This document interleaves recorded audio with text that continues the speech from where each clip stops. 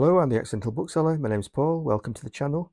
Today I've got the Are You Like Jane Austen tag to do, which I've been nominated for by Emily at Reads, a continuing education. Please check out her channel. It's very good. She's got a very widespread taste in books and it's a good channel, so check out the various videos that she's done. Anyway, the first question, I should say, I've got my Jane Austen mug.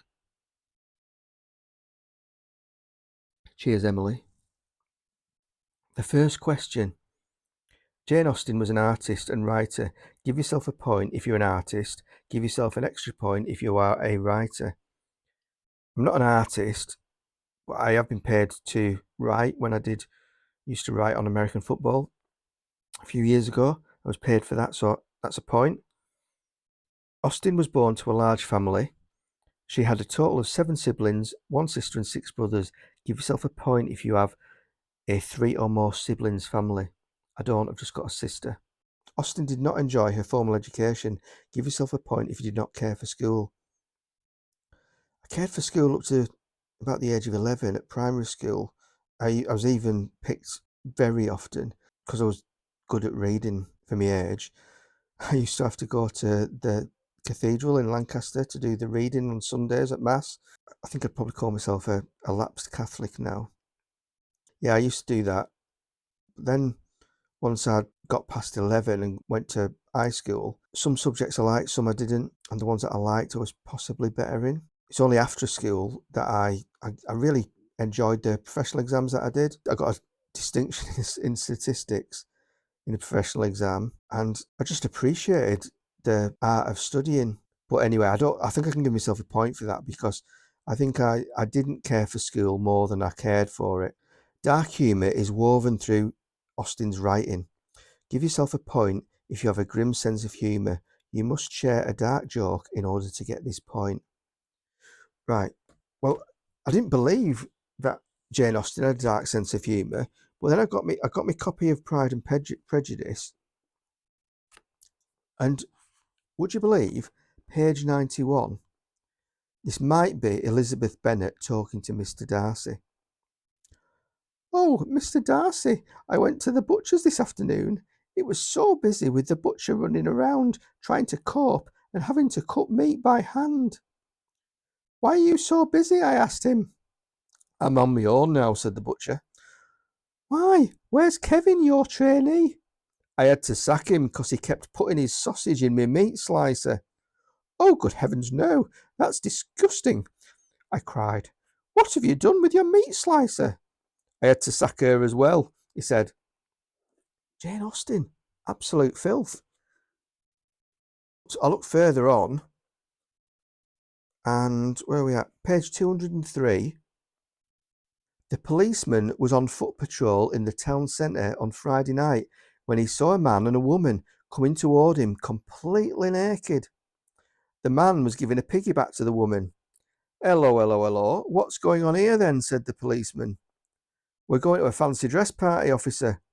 What, looking like that? Who are you going as? I'm going as a tortoise, said the man. And what about her? Asked the officer, pointing at the woman. Oh, that's Michelle, said the man.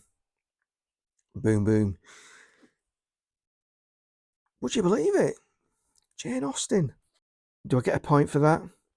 I'll give myself a point. I wouldn't say it's overly dark, that. But what is dark humour? I don't know, really. I guess each person's grading of dark might be different. I think mine might be very dark. Anyway, so what have I got so far? I've got one for being a writer and 1 for the school bit, 3 for the joke. I'm on 3. Question 5. Jane broke off 2 engagements and died a spinster. Give yourself a point if you are single. Yes, I'm single. Telling jokes like that, it's not difficult to see why. Austen experienced low periods or spells of depression. Give yourself a point if you have struggled with mental health. I would say I haven't. Jane moved away from her childhood home in her 20s. Give yourself a point if you've lived away from your childhood home or region, hometown or region. Probably lived more away from it than in it. I moved to the Lake District for a couple of years for work in my early 20s. Then I moved to the Isle of Man for 11 years. That's an island between the UK and Ireland, right in the middle. There's about 60,000 people live there. Famous for having motorcycle races. When I left there, I went to work at in Stratford-upon-Avon, and then from there moved back here in the last 8-9 years. So I think I get a point for that one. 5 so far. Jane was not vain. Give yourself a point if you have very little interest in vanity. Well, if you've got a face for radio, you can't be vain. And if I was vain, I'd be delusional as well, wouldn't I? So I'm taking a point for that. That's 6. Wow, not doing so bad here. Hair was of little concern to Austen. Give yourself a point if you cannot be bothered with your hair. It's a case of having to be bothered, really. If I don't have product on my hair, it kind of grows outward like an afro. So yeah, it's a case of having to be. I don't think I get a point for that. It needs cutting. That's what it does need at the moment. Austen expressed her distaste for hot weather. Give yourself a point if you dislike the heat. If you live in England, can you really moan about hot weather? I mean, if I lived in the middle of Australia or middle of Africa, Texas, I think I could moan about the heat then, but I don't think I can. Can't give myself a point because I'm in England. So the final score, I've got 6. So this means you and Austen are friends.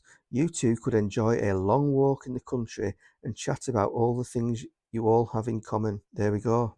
Right, so thank you very much, Emily, for nominating me. Anyone who's watching this, you're nominated. So have a go at the Jane Austen tag and see how like Jane Austen you are. I'll see you next time. Thank you very much. Goodbye.